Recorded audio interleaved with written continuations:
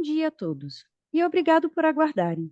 Sejam muito bem-vindos à videoconferência de divulgação dos resultados do terceiro trimestre de 2024 do IRB-RE. Destaco aqueles que precisarem de tradução simultânea, que temos essa ferramenta disponível na plataforma. Para acessar, basta clicar no botão Interpretation, através do ícone do globo na parte inferior da tela e escolher o seu idioma de preferência, português ou inglês. Para aqueles ouvindo a videoconferência em inglês, há a opção de mutar o áudio original em português, clicando em Mute Original Áudio. Informamos que esta videoconferência está sendo gravada e será disponibilizada no site de RI da companhia, ri.irbr.com, onde se encontra disponível o material completo da nossa divulgação de resultados. É possível fazer o download da apresentação também no ícone de chat, inclusive em inglês. Durante a apresentação da companhia, todos os participantes estarão com o microfone desabilitado. Em seguida, daremos início à sessão de perguntas e respostas. Para fazer perguntas, clique no ícone Q&A na parte inferior de sua tela e escreva sua pergunta para entrar na fila. Ao ser anunciado, uma solicitação para ativar o seu microfone aparecerá na tela e então você deve ativar o seu microfone para fazer perguntas. Orientamos que as perguntas sejam feitas todas de uma única vez. Ressaltamos que as informações contidas nesta apresentação e eventuais declarações que possam ser feitas durante a videoconferência, relativas às perspectivas de negócios, projeções e metas operacionais e financeiras do IRB-RE, constituem-se em crenças e premissas da administração da companhia, bem como informações atualmente disponíveis. Considerações futuras não são garantias de desempenho. Elas envolvem riscos, incertezas e premissas, pois se refere a eventos futuros e, portanto, depende de circunstâncias que podem ou não ocorrer. Investidores devem compreender que condições econômicas gerais, condições de mercado e outros fatores operacionais podem afetar o desempenho futuro do IRB-RE e conduzir a resultados que diferem materialmente daqueles expressos em tais considerações futuras. Hoje, contamos com as presenças dos executivos da companhia: o senhor Marcos Falcão, diretor-presidente, vice-presidente financeiro e diretor de relações com investidores da companhia; o senhor Daniel Volpe, diretor técnico de subscrição; o senhor Paulo Vale, diretor-geral da IRB Asset; e a senhora Eduarda Della Rocque, diretora de controles internos, riscos e conformidade. Passarei agora a palavra ao senhor Marcos Falcão, presidente do IRB-RE, que iniciará agora a apresentação. Bom dia a todos. É um prazer estar aqui com vocês para apresentar os números desse terceiro trimestre. Mas antes de irmos aos números, eu queria dizer que vocês hoje terão conosco a Duda apresentando os índices regulatórios e o Volpe substituindo o Castilho, que está tirando umas férias. A Duda assumiu recentemente a diretoria de gestão de riscos, controles internos e conformidade. Vamos agora aos números. No terceiro TRI, tivemos as renovações dos contratos de Latam, que aconteceram em julho, e acompanhamos a evolução dos avisos de sinistro do Rio Grande do Sul, que o Volpe vai comentar mais tarde. Relembrando que, apesar de divulgarmos os números em FRS 17 em acordo às regras da CVM, vamos mais uma vez fazer o call olhando os números em FRS 4. Em 2025, vamos aos poucos incorporando conceitos do IFRS 17, que abordarei com brevidade no fim da apresentação de hoje. O destaque do trimestre, como vocês estão vendo, foi o lucro de R$ 116 milhões, que no acumulado de 9 meses somou R$ 260 milhões de reais. Ambos cresceram significativamente comparados a 2023. Observamos uma redução de sinistralidade de 6 pontos percentuais no trimestre e de 11 pontos percentuais no acumulado de 9 meses. O índice combinado agregado ficou em 102%. Se separarmos vida e não vida, observamos que esse último já é abaixo de 100%. Esperamos ter em 2025 índices combinados que não ultrapassem os 100% e possam ser ainda menores que os desse ano. Em FRS 17, observamos o lucro líquido de 192 milhões no trimestre e de 623 milhões no acumulado de 9 meses. Tivemos também, nesse trimestre, a notícia que a nossa agência de rating, a AM Best, revisou o nosso rating de A-, com outlook negativo, para A-, com outlook estável. Isso aconteceu no mês de setembro e permitiu que a gente fizesse a conferência de Monte Carlo, que é muito importante para as renovações de janeiro, já com esse rating nas mãos. No próximo slide, vemos a evolução do lucro líquido. Destaco aqui o efeito não recorrente de 33 milhões referentes à realização da venda do terreno da Avenida Beira-Mar, vizinho à nossa sede antiga da Marechal Câmara, que já foi vendida há alguns anos. Importante observar que esse resultado, o lucro líquido, mesmo com o evento do Rio Grande do Sul, nos mostrou que o nosso programa de retrocessão, depois de bem testado, está adequado às nossas necessidades. Essa evolução do lucro líquido mostra que o processo de turnaround da companhia está consolidado e consideramos que ele termina ainda em 2024. No próximo slide, mostra a evolução dos resultados usando o acumulado de 12 meses. Esse conjunto de gráficos deixa claro que a nossa gestão foca em construir uma carteira rentável e saudável, privilegiando o retorno aos nossos acionistas e não o volume de prêmios. Pós-re-underwriting, os prêmios parecem se estabilizar nesse patamar. Precisamos ter paciência, sempre com a confiança que o nosso trabalho está na direção certa. O resultado de subscrição e o lucro líquido já estão se aproximando dos números que apontávamos para o ano. Já o resultado financeiro, ainda impactado por algumas posições compradas em um ambiente de juros mais baixos, mas ajudados agora com a perspectiva de alta de juros adiante. Vou passar agora a palavra para o Volpe, que vai falar dos números da subscrição. Volpe, por favor. Bom dia a todos, obrigado por estarem conosco em mais uma apresentação de resultados. Gostaria de me apresentar. Sou Daniel Volpe, diretor técnico de subscrição, responsável pela precificação, retrocessão e inteligência de mercado. Fui diretor de gestão de risco de 2021 a 2023 e trabalho na companhia desde 2017. Hoje substituo Daniel Castilho durante suas merecidas férias. Nesse slide, destacamos a nossa estratégia de subscrição. Continuamos a concentrar negócios no Brasil, pois esse é o mercado que conhecemos profundamente e observamos nele a oportunidade de aumentar a nossa rentabilidade. O mercado brasileiro apresenta crescimento orgânico e de taxas, agravadas por riscos climáticos. Observe que crescemos nosso prêmio no Brasil em 10% nos 9 meses de 2024, alcançando 4 bilhões. Ainda no Brasil, devemos ter, ao longo do tempo, a redução da participação do Vida no portfólio da companhia. Entendemos que as condições atuais de taxas nesse mercado não proporcionam remuneração adequada ao capital. Continuaremos atuantes nas cotações e concorrências com objetivos de acompanhar a evolução dos termos e condições e identificar oportunidades no Vida. O prêmio internacional decresceu 21% no período, alcançando 1 bilhão. Notem que nosso percentual de prêmios na América Latina está em torno de 7%, abaixo do nosso objetivo. As renovações desse negócio ocorreram no terceiro trimestre de 2024, uma vez que a maior parte dos clientes latino-americanos renovou seus negócios em 1º de julho. Tínhamos expectativas de que, com as renovações, aumentássemos nossas participações nos negócios Latam. Porém, as taxas para a renovação estavam abaixo do que consideramos adequadas para a subscrição de risco.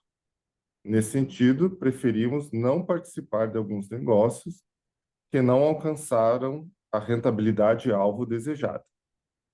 A companhia avalia constantemente as condições de mercado dentro e fora da América Latina, com o objetivo de identificar oportunidades de alocação da capacidade que atinge os critérios de rentabilidade e diversificação. Neste trimestre, observamos ainda um incremento na participação do Oil and Gas, na linha de riscos especiais, em virtude de um contrato específico que foi renovado.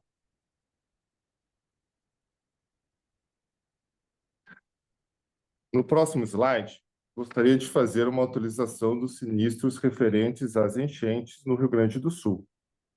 O impacto no resultado do trimestre foi de apenas 5 milhões, atestando a efetividade das reservas constituídas e do programa de proteção de carteira até o momento.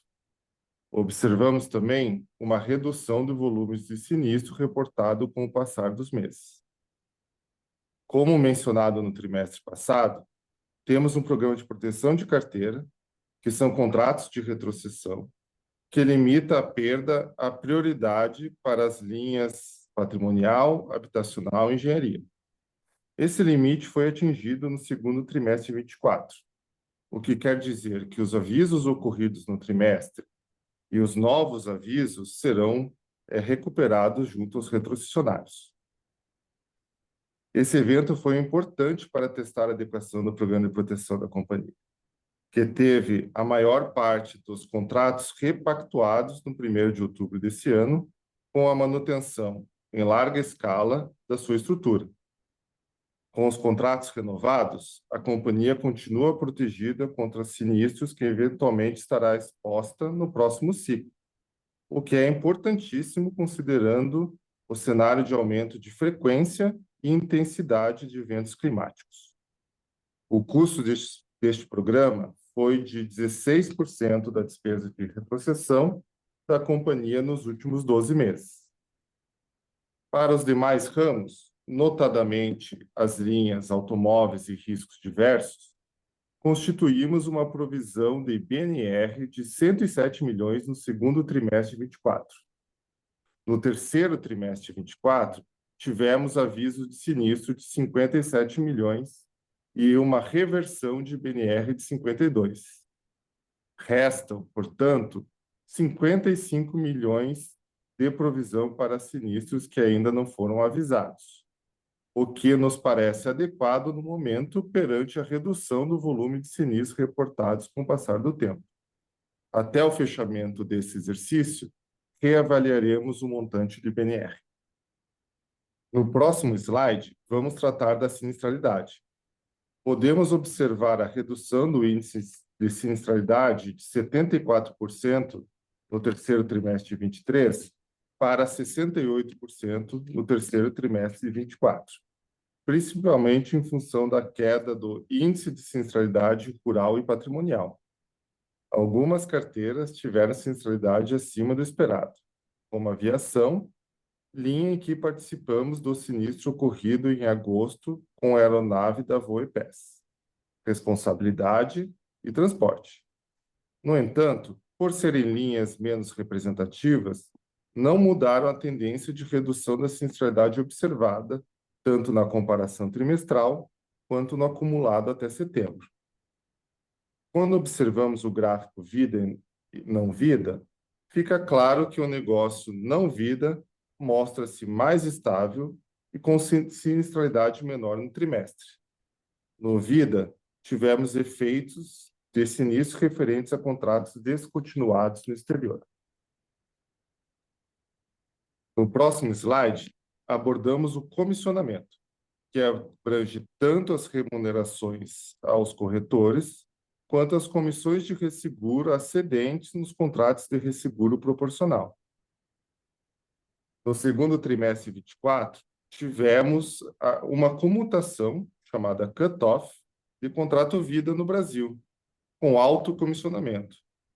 Com o cancelamento deste contrato, podemos observar uma redução do índice de comissão de vida, que resultou numa redução do índice do terceiro trimestre de 24, atingindo 19%. Se observarmos o índice de comissionamento não vida, verificamos que ele manteve a estabilidade, enquanto o índice de vida reduz-se significativamente pelo efeito do cancelamento do referido contrato, pois a carteira remanescente de vida tem comissionamento mais baixo.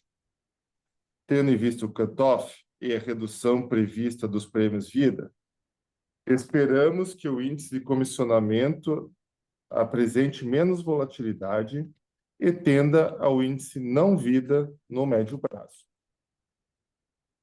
No próximo slide, na parte superior, observamos que o índice combinado consolidado apresentou uma queda tanto na comparação trimestral quanto no acumulado de 9 meses, atingindo 102%.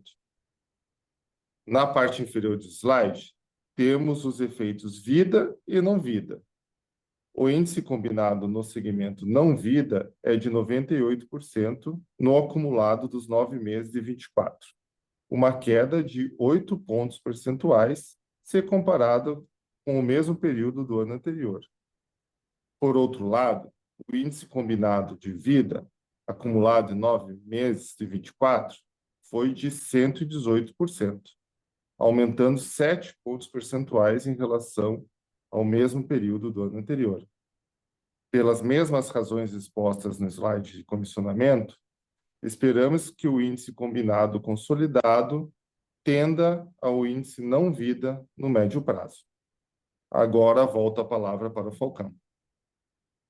Obrigado, Volpe. Convido vocês a olharem as nossas despesas administrativas. Estas têm ficado na faixa de 80 milhões por trimestre.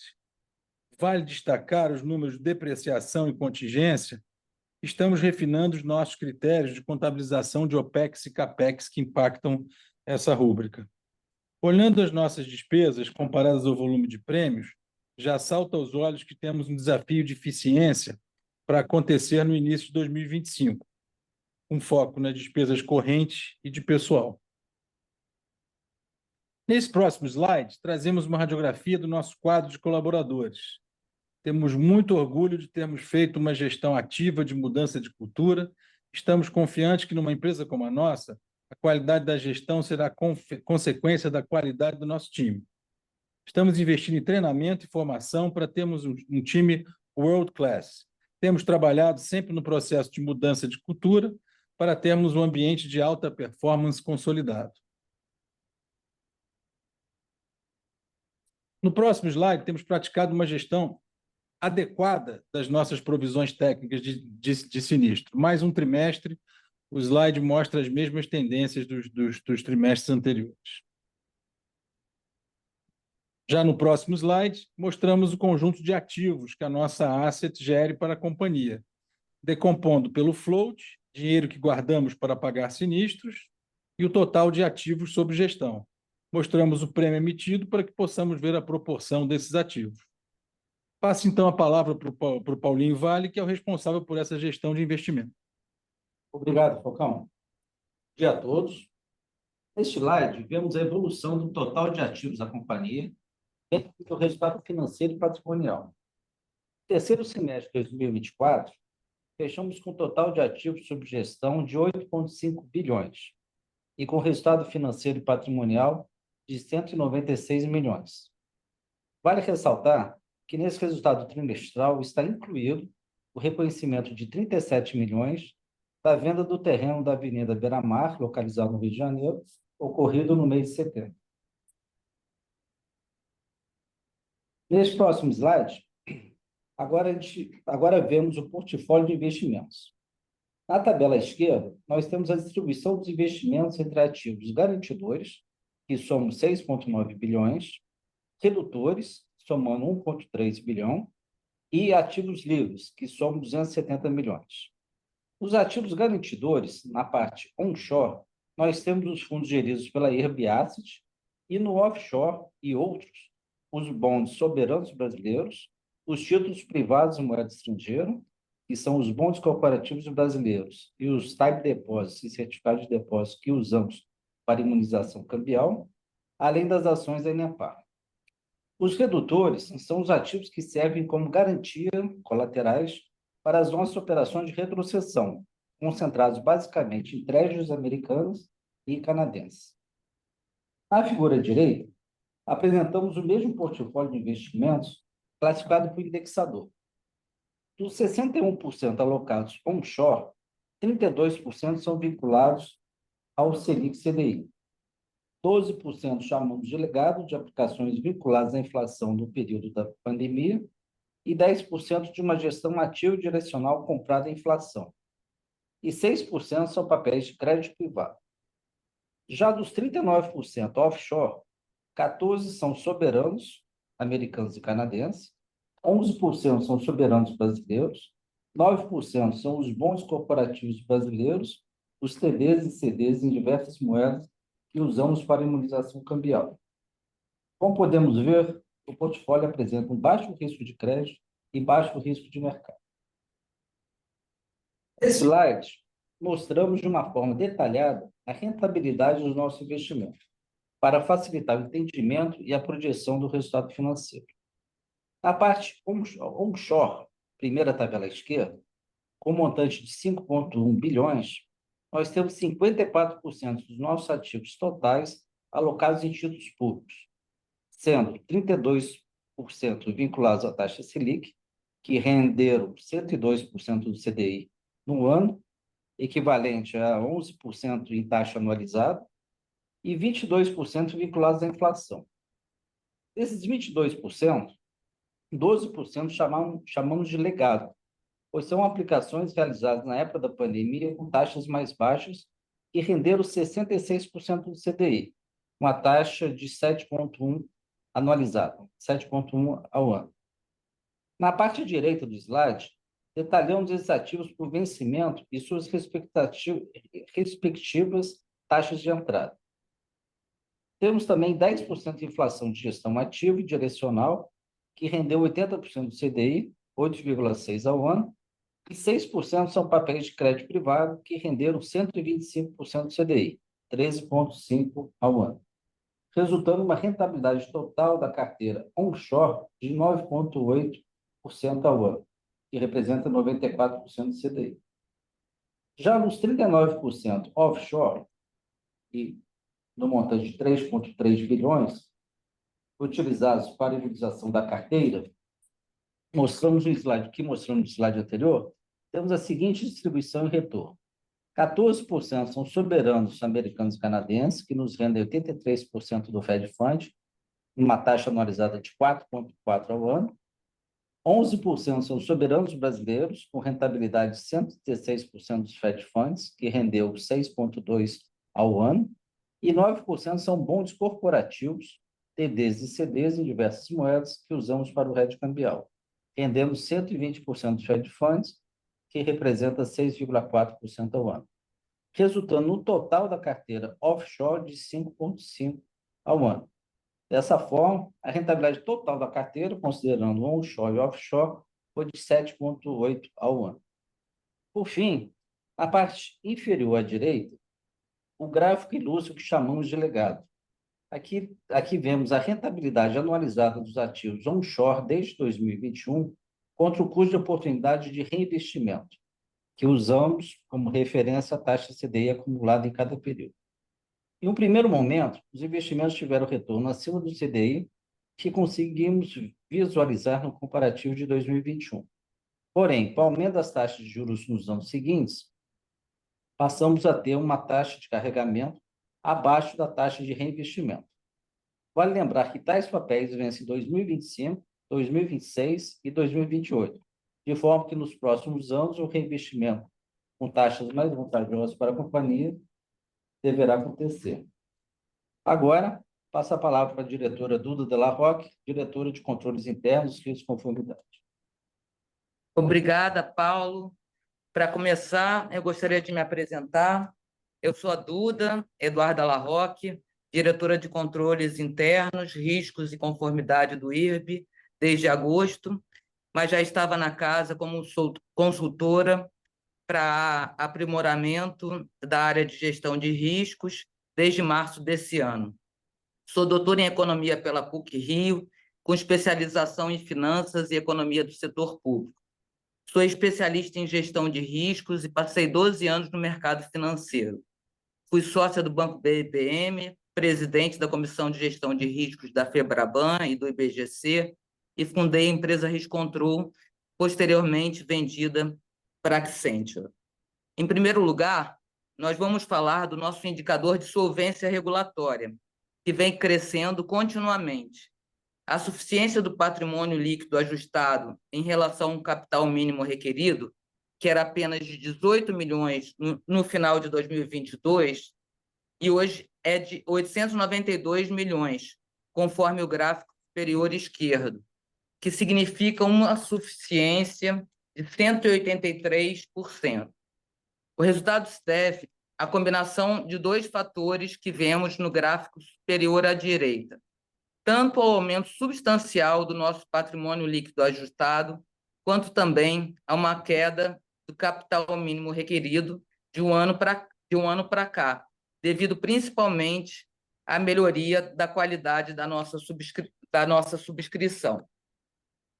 Já no próximo slide, vamos olhar o segundo indicador regulatório que avalia, de acordo com a SUSEP, a liquidez da nossa carteira, segundo o montante de ativos qualificados como garantidores para fazer frente aos nossos compromissos atuariais. O indicador de cobertura de provisões técnicas encerrou o terceiro trimestre de 24 com suficiência de 599 milhões. Esse indicador mantém-se no nível absolutamente confortável, segundo as nossas projeções. Acompanhamos mensalmente não só os indicadores regulatórios, aos quais inserimos um buffer, uma margem de confiança, segundo os nossos modelos internos de risco, e apresentamos um painel de controle com 15 indicadores para o nosso Comitê de Riscos e Solvência. Então, não só em termos regulatórios, estamos numa posição confortável, tanto em termos de liquidez quanto de solvência. No próximo slide, gostaria de apresentar nossos ratings segundo agências internacionais de crédito. A AM Best, que é uma agência classificadora de riscos especializada em seguro e resseguro, nos classifica como grau de investimento.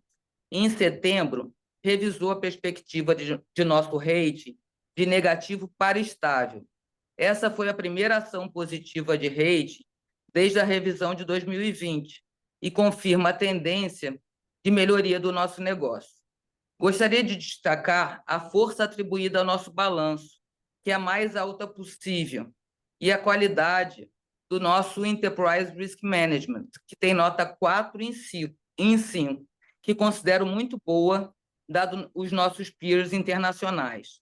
Além do rating da AM Best, que é mais ligado ao nosso negócio de seguro, temos também o rating da S&P para as nossas debêntures, que também é considerado excelente e deve ser revisado ainda este ano. Utilizamos o modelo de capital das agências de rating para avaliar a força do nosso balanço e capacidade de pagamento, mas também temos nosso modelo interno de capital.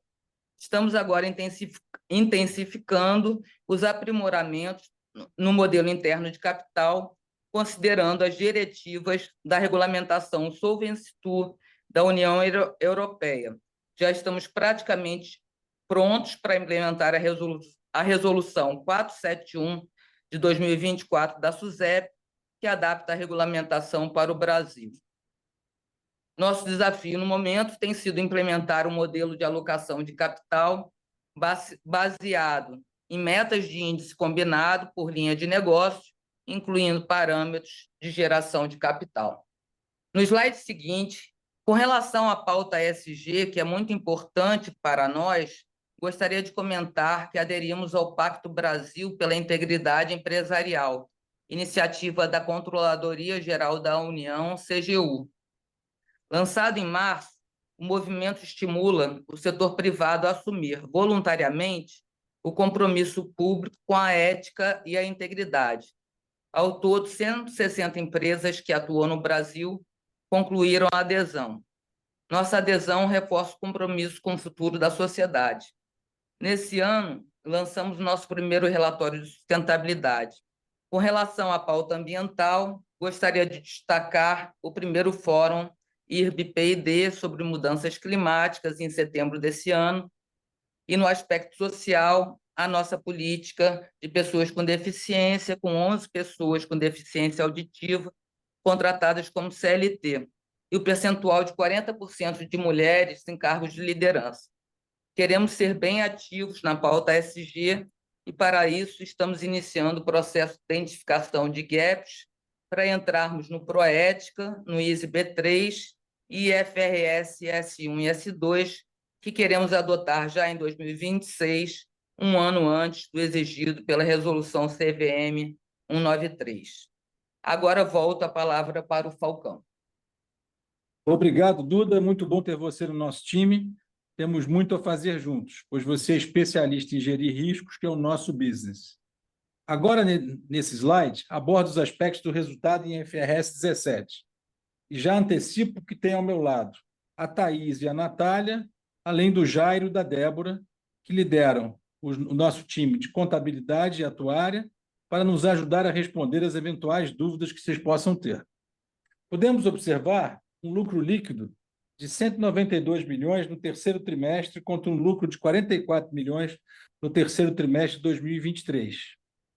No trimestre, esse lucro é principalmente explicado pelo aumento de receita com resseguros no valor de 227 milhões, em virtude, sobretudo, da maior emissão de prêmio no segmento patrimonial e da receita gerada no encerramento antecipado de um contrato específico do segmento de vida, o cut-off mencionado pelo Volpe.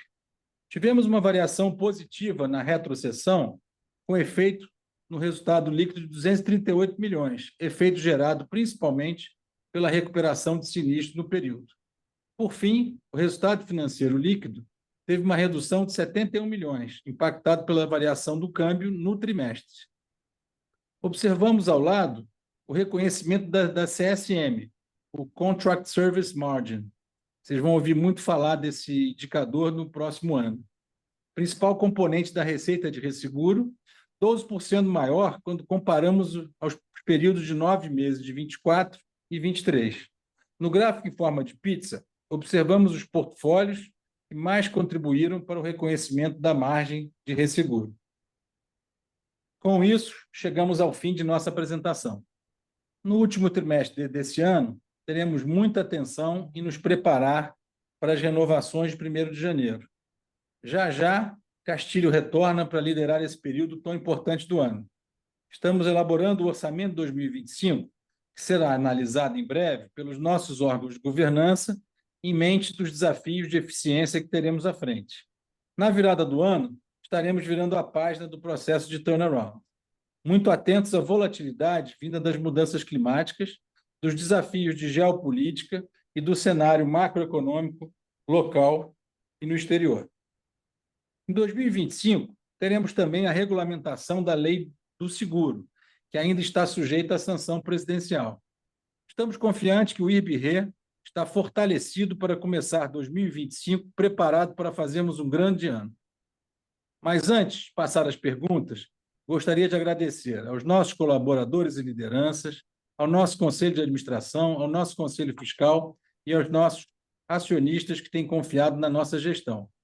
Gostaria de agradecer especialmente a SUSEP, que vem trabalhando junto ao mercado para fortalecer o nosso setor. Tenho certeza que todos ficamos sensibilizados pelo gap de proteção que experimentamos nesse evento recente no Rio Grande do Sul, quando a perda econômica chegou a 10 vezes a perda segurada. Vamos em frente, muito obrigado.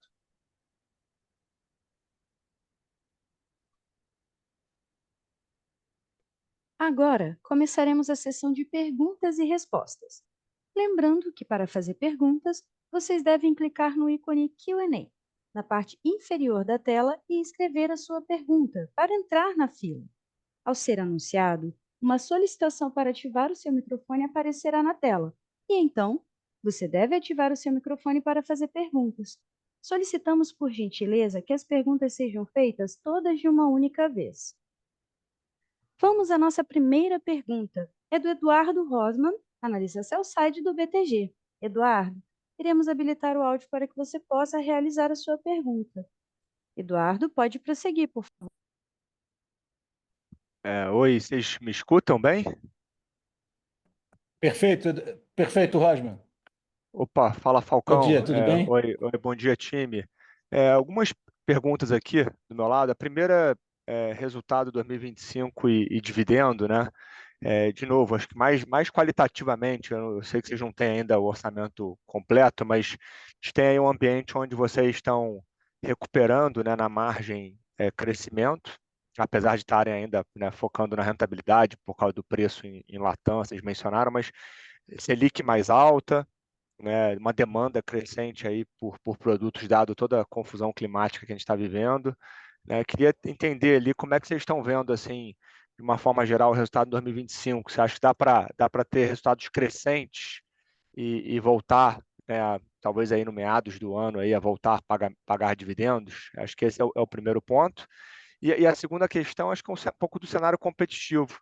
Se você pudesse dar um update para a gente, a impressão que a gente fica é que pô, o IRB passou, obviamente, por momentos muito difíceis aí nos últimos anos, mas que não teve assim, mas que ainda conseguiu manter, né, a liderança, né? A liderança, acho que o gap de liderança diminuiu, né, versus o que era no passado, mas manteve a liderança e não teve assim grandes players novos que ocuparam esse espaço, né? Então, eu queria entender um pouco como é que você vê o cenário competitivo e até se existe aí possibilidade de, dado que o mercado difícil, você precisa de especialização, escala, etc., se você vê alguma possibilidade de consolidação nesse mercado aí para o futuro. Obrigado.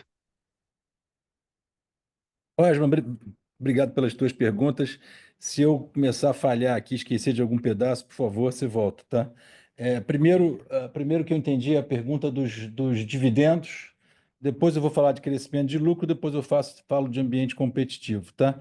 Primeira pergunta dos dividendos, a gente ainda tem um prejuízo acumulado no balanço, tá? Que na nossa número agora de 30 de setembro, ele está em 390 milhões, mais ou menos, tá?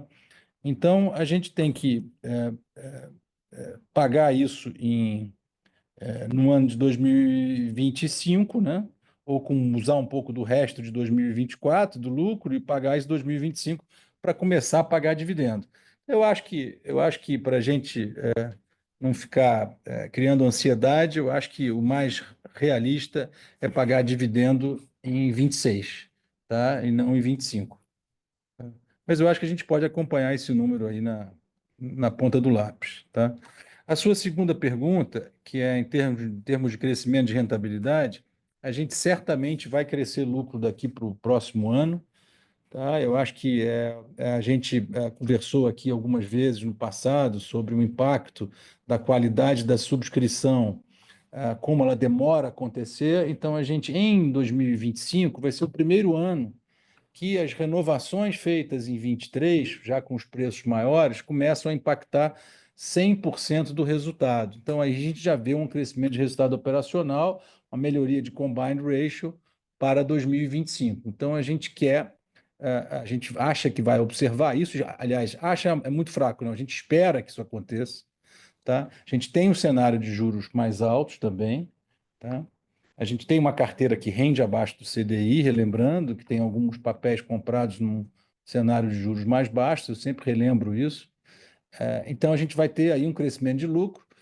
O que eu quero só, acho que alinhar as expectativas aqui de todos, é que o crescimento de lucro não é mais nessa magnitude que a gente veio vindo, né? Por isso que eu digo que o turnaround termina esse ano, né? A gente cresceu várias vezes o lucro esse ano para o ano passado. Então, assim, não é assim no ano que vem. Que vem a gente começa a ficar mais uma empresa normal. Então, né? Então o que eu acredito que a gente, no orçamento, como você disse mesmo, de fato, não está pronto, né? O que eu estou cobrando do time aqui é pelo menos aí uns 30%, 40% de crescimento de lucro. Vamos ver se a gente consegue isso, tá? Não é guidance, tá? Tá, Roger, mas você fica me provocando por guidance aí, não é guidance, mas no fundo é uma meta nossa aqui, tá bom? Tá Agora, a ótimo. última pergunta, o ambiente competitivo. O ambiente competitivo é muito interessante, porque se a gente pode depois até divulgar esses dados aqui que a gente tem na nossa área de inteligência, é que o que aconteceu no mercado de resseguro, ele houve um crescimento, e houve muito resseguro intragrupo, né? Então, tem grandes grupos internacionais. Depois que, em 2019, a legislação permitiu que as eventuais e as admitidas possam fazer resseguro livremente aqui, os grupos grandes estão fazendo resseguro intragrupo. Então, se você for olhar nos dados, se você for acompanhar, as grandes seguradoras internacionais estão retrocedendo riscos para as suas as suas pelo canal de intragrupo. Então, parece que o ambiente competitivo se acirrou quando você coloca todas essas seguradoras, mas, de fato, o ambiente competitivo, na sua visão, é muito parecido. O IRB continua líder, né, no mercado, no addressable market. Eu acho que talvez tenha uma forma da gente dividir isso. Talvez valha a pena a gente refinar um pouco esse dado. Eu não tenho isso aqui na minha mão, mas a nossa impressão é que a gente continua numa posição de liderança, a gente continua muito forte, e a gente está muito animado, Rosman, para 2025, que a gente está indo com um rating melhor, com mais capital para fazer, quer dizer, o capital, porque a gente hoje está chegando no final do ano com uns 2 bi de PLA, a grosso modo, e usando 1 bi só de capital pelo risco que a gente tem hoje. A gente tem um programa de retro que ainda foi mais refinado ainda agora em outubro. Então, a gente vai entrar em 2025 com os preços corretos e com mais capacidade para oferecer.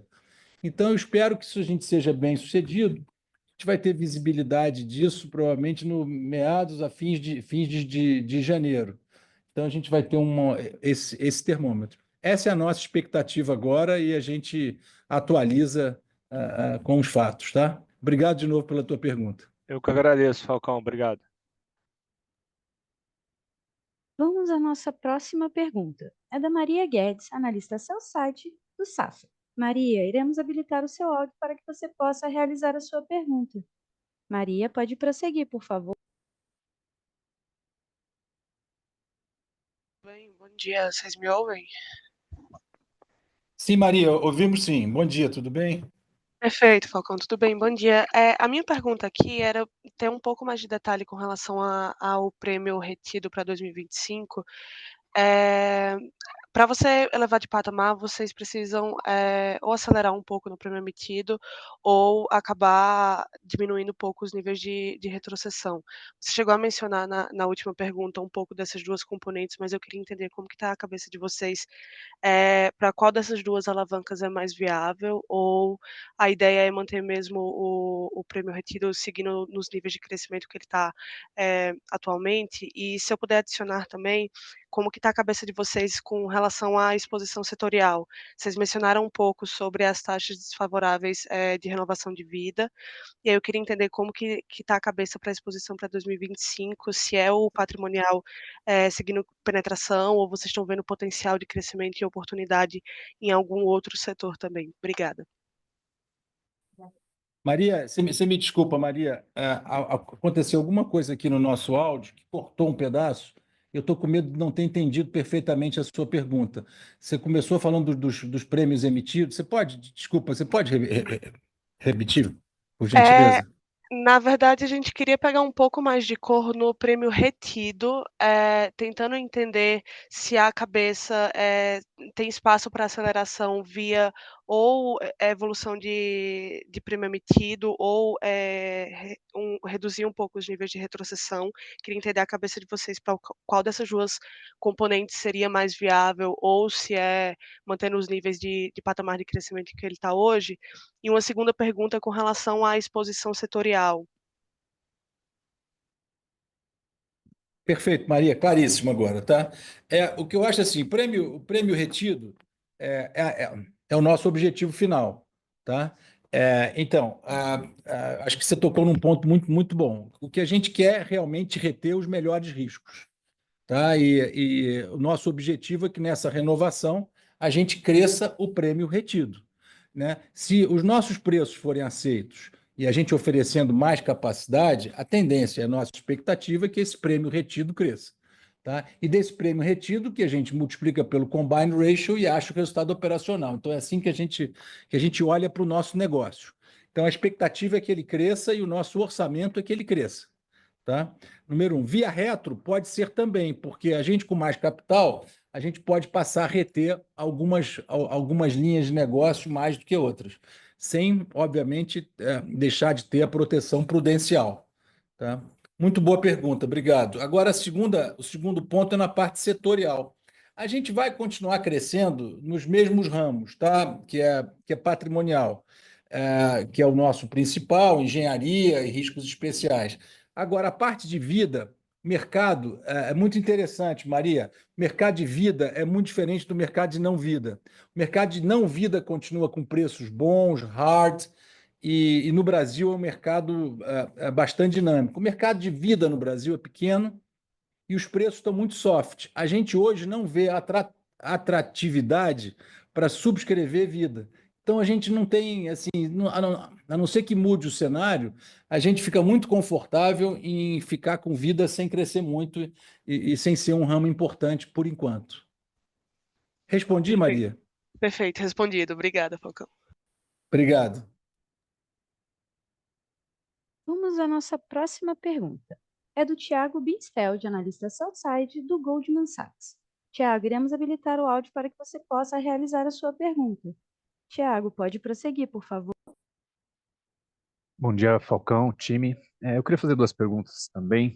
Primeiro, no resultado financeiro, como é que vocês pensam a alocação do portfólio de investimentos, considerando onde o juro deve ficar no Brasil e também a recente abertura de curva, se vocês enxergam alguma oportunidade em aumentar a posição pré ou inflação? E aí também, se puderem falar se vocês têm mais alguma oportunidade de destravar valor que passe pelo resultado patrimonial, como foi o caso desse trimestre. Essa seria a minha primeira pergunta. E segundo, olhando para provisões, se existe alguma perspectiva de reversão relacionada a Rio Grande do Sul nos próximos trimestres. Acho que vocês trouxeram alguma abertura durante a apresentação, mas também se puderem abordar esse tópico seria interessante. Obrigado. Tiago, bom dia, tudo bem? Obrigado aí pela tua pergunta, pelas três perguntas. Eu vou responder por ordem inversa, tá? Da última, penúltima, depois a primeira pergunta da alocação da carteira. Eu vou passar para o Paulinho Vale responder, tá? Então, a primeira pergunta das provisões do Rio Grande do Sul. A gente hoje tem ainda 55 milhões de BNR provisionados para o Rio Grande do Sul e a gente está analisando, quer dizer, os avisos de sinistro diminuíram muito, quer dizer, e eles precisam para poder impactar essa IBNR que não sejam do ramo que vai direto para a nossa retro. No terceiro TRI, aconteceram avisos de sinistros e eles foram cobertos pela retro. Então, tivemos um impacto somente de 5 milhões. E a gente está guardando 55 de BNR até o fim do ano. Conforme for o comportamento disso até o fim, no fim do ano, a gente pode avaliar alguma reversão. A segunda pergunta em relação aos imóveis o que tinha de relevante para ser vendido, de impacto com magnitude importante no balanço, já foi vendido, que era o prédio e o terreno, né? E agora o que a gente tem, se for somar tudo no nosso balanço em termos de imóveis que restaram, tem mais ou menos uns 10 milhões de reais. Não é um número exato, mas em grandes números, tá? Então, assim, obviamente a gente vai continuar vendendo, mas o impacto não vai ser grande. Acho que a política é essa, asset light e focar no capital para correr risco no core business, né? Então, agora eu passo para o Paulo Vale, que está aqui do meu lado, ele vai responder a alocação da carteira no próximo ano com a alta da Selic, o que ele vê. Obrigado. Bem, bom dia. Quanto à alocação de recursos, essa é uma discussão permanente aqui no nosso conselho, e agora, claramente, nesse cenário de aumento de taxa de juros, seja por causa da eleição americana e seja aqui das contas brasileiras, a gente vem acompanhando, mas dentro de um cenário conservador, a gente tem que acompanhar mais de perto essa previsão para o ano. Então, a gente tem uma posição bastante conservadora ainda em taxa Selic, hoje temos 32% em título Selic. Existe uma possibilidade de, ao longo do ano, ir realocando para títulos de inflação ou até mesmo pré, mas por hora a gente vai acompanhar de perto aqui o cenário para fazer essa migração. Paulinho, tem crédito privado também na carteira, não é isso? Crédito Vale a privado. pena você falar quanto a gente tem de crédito privado na A gente tem carteira, 6. que aí o CDI também impacta. Isso, a gente tem 6% aqui em crédito privado e também estamos acompanhando de perto esse mercado para ver a possível realocação. Então, assim, hoje a gente tem uma posição de 38% em CDI, praticamente, seja crédito privado, seja crédito público, que com esse cenário de aumento de taxa de juros já traz um ganho de resultado para a gente ao longo do ano. E ao longo do ano, como eu falei, a gente vai discutindo a alocação no caso de travar numa taxa de inflação que está numa taxa recorde, né? Uma taxa bastante alta, já está beirando 7%, ou até numa taxa pré mesmo. Tiago, complementando o que o Paulo falou, eu acho que os juros do ano que vem tá virando um moving target, né? Acho que não está fácil da gente achar quando para. Realmente ficar no floating parece que é mais confortável. Esse é o nosso sentido do momento, tá? Vamos ver como é que até o fim do ano a gente pensa isso, se muda de ideia, tá? Obrigado pelas tuas perguntas. Obrigado, Falcão e Paulo, bem claro. Vamos à nossa próxima pergunta. É do Arnon Shirazi, analista sell-side do Citi. Arnon, iremos habilitar o áudio para que você possa realizar a sua pergunta. Arnon, pode prosseguir, por favor. Bom dia, pessoal. Tudo bom, Falcão e time? Obrigado pela oportunidade de fazer pergunta. Minha pergunta é em relação ao processo de turnaround de vocês. Você deixou bem claro que deve se concluir até o final de 2024 e aí a partir de 2025 já entraria aí num cenário de vida normal. O que você acha que resta a ser feito até o final desse ano? Muito obrigado. Arnon, bom dia, tudo bem? Obrigado. O que você falou no final? Você falou, eu não peguei bem. O que você acha que é isso? O que até o final do ano? Claro, o que você acha que falta ser feito nesse processo de turnaround? Eu acho que tem muito pouco a ser feito, Arnon, graças a Deus. A gente tem trabalhado duro aí esses últimos 2 anos e eu completo 2 anos de companhia no dia 17. Foi trabalho muito duro aí, 24/7. Eu espero depois do Natal conseguir tirar umas férias. Então, o primeiro final do turnaround são as minhas férias aí, Thiago. Não, desculpe. Mas tirando a brincadeira de lado, a gente está fazendo um orçamento, acho que muito firme. Nós estamos olhando uma coisa que está incomodando a gente, é que se a companhia for ficar nesse nível de prêmio, a gente vai precisar ter mais eficiência, porque a nossa DA sobre prêmio está alta. E eu acho que talvez essa é a principal reflexão aí para o último trimestre. Mas de medidas concretas feitas, eu acho que a gente está com um ano mais ou menos resolvido e a inércia da companhia agora é positiva, tá? Obrigado aí pela tua pergunta. Eu que agradeço. Obrigado.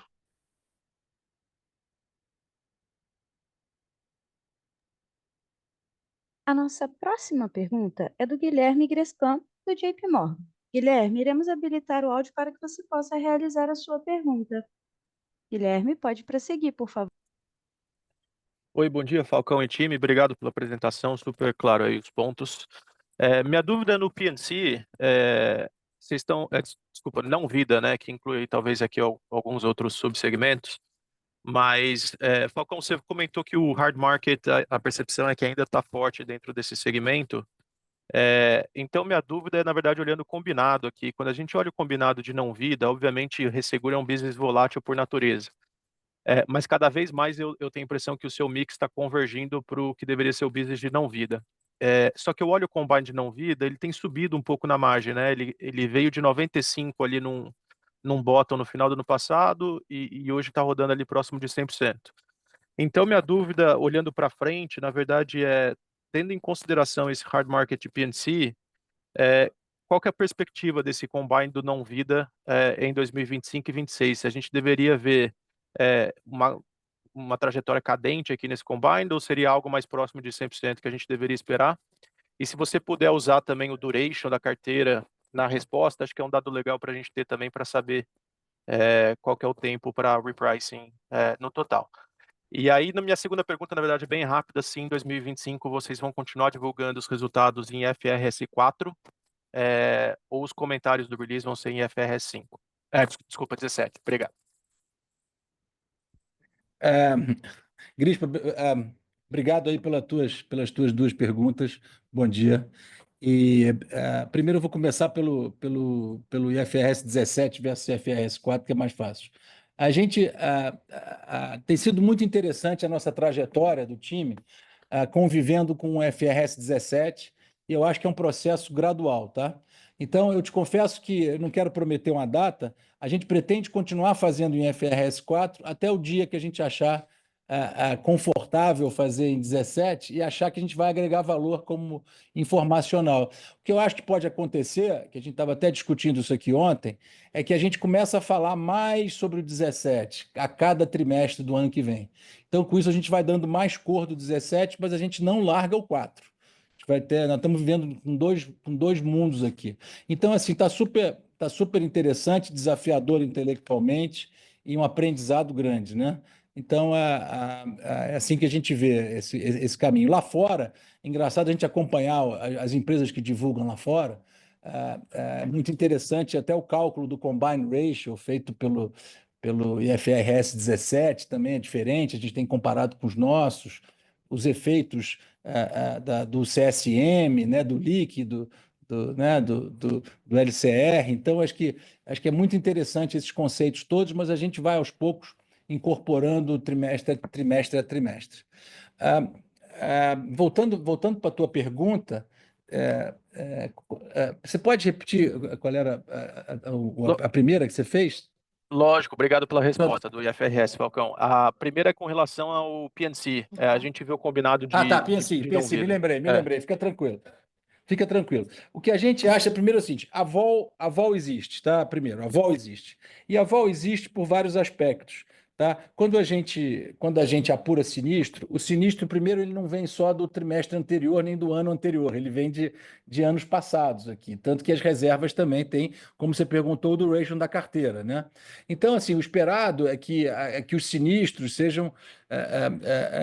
tem sinistros, às vezes, que são impactados por questões judiciais que podem ser até mais longos do que o duration da carteira. Nossa carteira, a gente fala que é um short tail com 2 anos, mais ou menos, de carteira. É assim que a gente olha para ela. E o que vem do passado, de sinistro, se impacta um trimestre. Quando você acumula, coloca 9 meses, um ano, a gente vê que a nossa sinistralidade está mais ou menos perto do pricing nosso. Então, a gente acha que está ok, né? O agro também, esse ano, surpreendeu com uma sinistralidade muito baixa. Então, a gente teve aí alguns ajustes de BNR por conta disso também, que impactaram a sinistralidade para baixo. E a gente acha que vai continuar volátil, né? Que é a origem do business, mas a gente acha que você vai ver esse negócio indo para perto do preço que a gente precifica, que é 95%. Eu te confesso que eu estou mais ansioso que você nessa trajetória, tá? A gente está aprendendo junto aqui, como é que esse negócio caminha. Eu nunca tinha passado por uma reprecificação de carteira e acho que ninguém aqui no IRB tão dramática quanto a gente fez, né? E vai ser, inclusive, muito interessante depois de ver as renovações de 2025, como é que isso vai impactar carteira no ano que vem. Vamos manter contato e a gente vai fazendo os updates aí conforme os fatos forem ocorrendo, tá? Obrigado de novo. Perfeito, tá claro. Vamos à nossa próxima pergunta. É do Caio da Prato, analista sell-side do UBS. Caio, iremos habilitar o seu áudio para que você possa realizar a sua pergunta. Caio, pode prosseguir, por favor. Bom dia, Falcão e time, tudo bem? Obrigado pela oportunidade. Só tem uma aqui do meu lado, que é um pouco de um follow-up do que você já comentou. Mas, Falcão, você falou um pouco sobre essa perspectiva de renovação, né, de contrato que vocês vão ter agora, e também sobre esse desafio de DA, né, caso não venha um crescimento de prêmio talvez mais robusto, você tenha esse desafio. Então, eu só queria explorar um pouco mais o tema de crescimento, se você pode dar um pouco mais de detalhe sobre a expectativa do ritmo de crescimento que você imagina ser atingível pela empresa, pensando no ano que vem, pensando em prêmio, dado o nível de preço atual, né? E também onde que a gente pode ver esse crescimento, se é mais no local ou do lado internacional.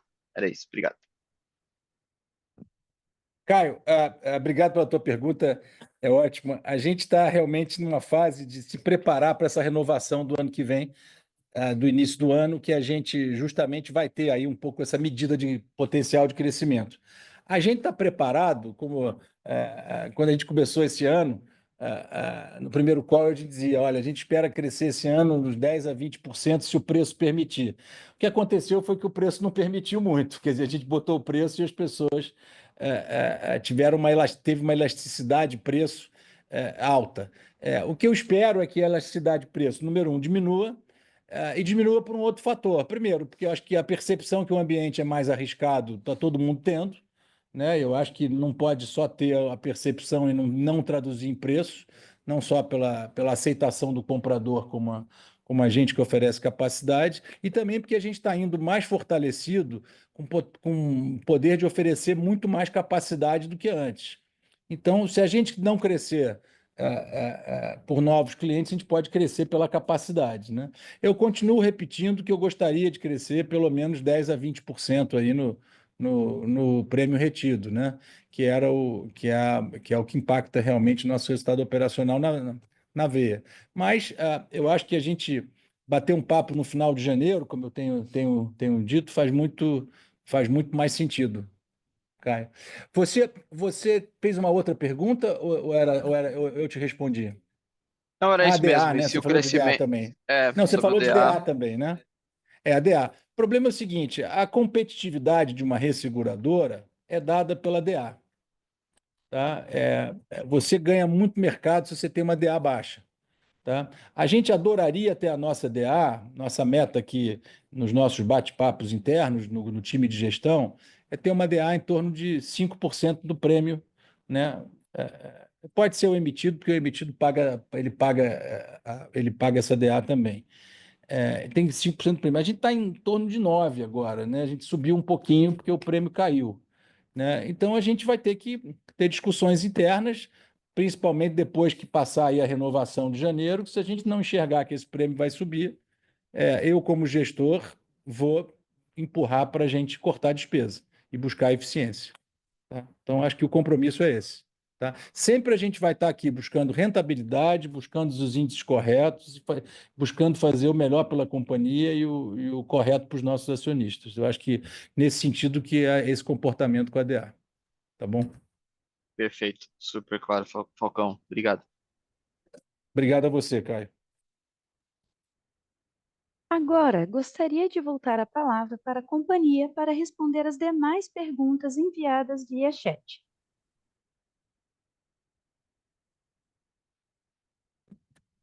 Aline, muito obrigado. Gente, obrigado por mais um call. Só vou tocar aqui em dois aspectos que chegaram pelo chat, que não foram perguntas ao vivo, como eu faço sempre, um pupurri. Acho que assim, primeiro tem uma pergunta aqui sobre continuidade da gestão. Apesar de muita idade, continuo com muita energia e muito animado para liderar o IRB. O time tá maravilhoso e cada dia melhor.